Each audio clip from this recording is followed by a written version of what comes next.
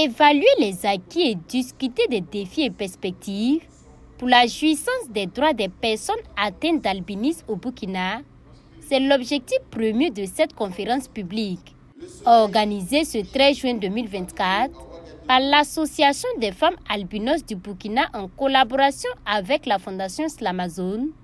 Cette conférence s'inscrit dans le cadre de la célébration de la Journée internationale de sensibilisation à l'albinisme, célébrée le 13 juin de chaque année.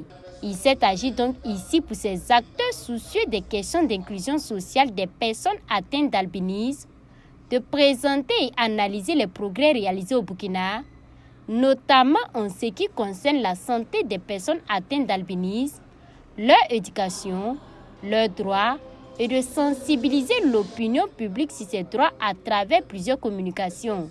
Dans un premier temps, nous allons faire en tout cas un petit bilan pour voir dans les 10 ans au Burkina Faso ici ce qui est fait pour les personnes atteintes d'albinisme, c'est ce qui est avancé en tout cas en temps sur les droits des personnes atteintes d'albinisme, ce qui n'est pas fait, et voir également dans ce qui n'est pas fait comment on peut le faire et accompagner en tout cas de nos partenaires et de nos autorités. Donc, dans un deuxième temps, maintenant, on va aborder les questions sanitaires des personnes atteintes d'albinisme. Étant donné que nous sommes dans un pays fortement ensoleillé, il faut dire que chaque année, ou bien en tout cas, on ne peut pas passer quelques jours sans qu'il y ait des personnes albinos qui nous contactent avec des problèmes de cancer de peau très très avancés. Donc nous allons aborder ces questions et l'albinisme en lien avec le réchauffement climatique. Parce que quoi qu'on dit aussi, le réchauffement climatique contribue vraiment à dégrader la vie des personnes atteintes d'albinisme au Burkina. Plusieurs actions, dont des sensibilisations, des plaidoyers entre autres, ont été menées en vue de permettre une inclusion sociale des personnes atteintes d'albinisme.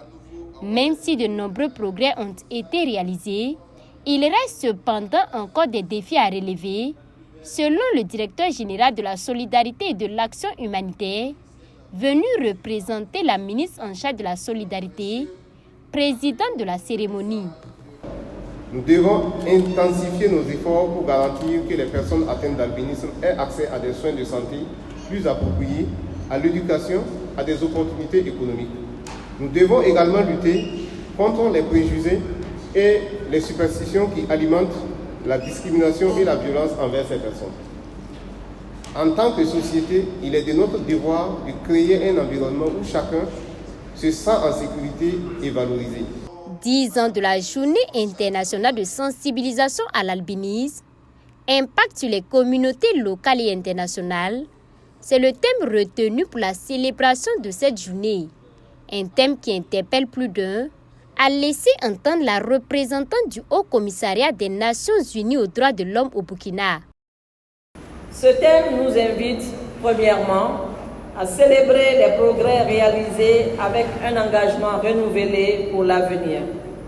Deuxièmement, souligner les efforts inlassables des groupes de soutien à l'albinisme à travers le monde. Et enfin, troisièmement, réfléchir aux changements juridiques, politiques et pratiques encore nécessaires pour assurer la pleine et égale jouissance des droits par les personnes atteintes d'albinisme. Pour une inclusion sociale effective des personnes atteintes d'albinisme au Burkina, il faudrait intensifier et conjuguer les efforts en matière de sensibilisation et de plaidoyer. C'est en cela que la présidente de l'Association des femmes albinos du Burkina a adressé des doléances à la ministre en charge de la solidarité pour l'adoption de mesures législatives spécifiques aux besoins des personnes albinos.